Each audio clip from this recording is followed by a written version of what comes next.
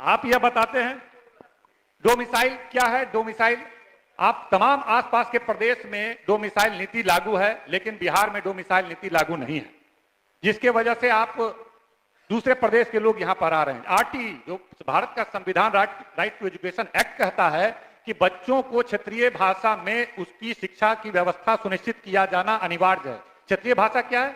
हमको बंगाल में नौकरी हो जाए, वो बंगाली बच्चे को मैं कैसे पढ़ा सकता हूं? बंगाली, हमको बंगाली नहीं आता है, उसको हिंदी नहीं आता है, हमको महाराष्ट्र में हो जाए, हमको कहीं और हो जाए, हम कैसे पढ़ा सकते हैं?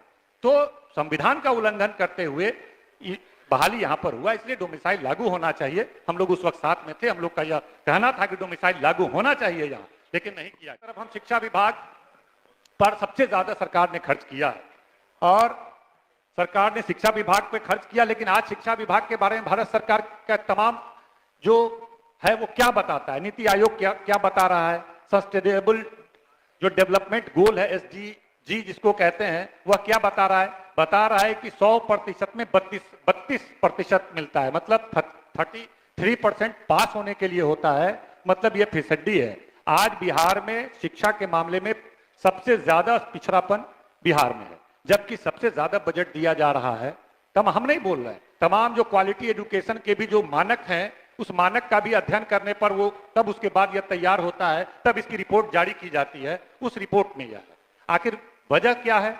इतने पैसे खर्च करने के बावजूद क्वालिटी एजुकेशन नहीं है। हमारे यहाँ जो मिडिल स्कूल में नाम लिखाते हैं, प्राइमरी स्कूल में, मिडिल स्कूल में आते आते 20% बच्चे नामांक ड्रॉप आउट हो जाते हैं, हाई स्कूल आते आते फिर 20% हो जाते हैं, उससे ऊपर 87% बच्चे हमारे यहाँ जो है उच्च शिक्षा प्राप्त नहीं किए। ये देश में सबसे ज्यादा है कि लगभग 87% से एबव बच्चे हैं जो उच्च शिक्षा प्राप्त नहीं करते हैं। तो शिक्षकों की कमी है, कॉलेजों में जाइए कहीं आपको वैकल्टी नहीं है, और किस तरह से यहाँ पर व्यवस्था चल रहा है। हमारे नेता जब 20 में चुनाव लड़ रहे थे, उन्होंने कहा कि भाई हम आएंगे तो तमाम 10 लाख रोजगार देंगे। तो रोजगार केवल नौकरी देना और उनके जीवन यापन की व्यवस्था करना उद्देश्य नहीं था। नौकरी देने का मतलब है कि सेवाएं उपलब्ध कराना। अगर 5 लाख लोगों को नौकरी मिला, उससे 50 लाख और करोड़ों बच्चे जो गरीब दलित के बच्चे जो सरकारी विद्यालयों में पढ़ रहे हैं, उनको गुणवत्तापूर्ण शिक्षा मिलेगा, यह उद्देश्य था। यह उद्देश्य नहीं था कि 5 लाख लोगों को रोजगार मिले।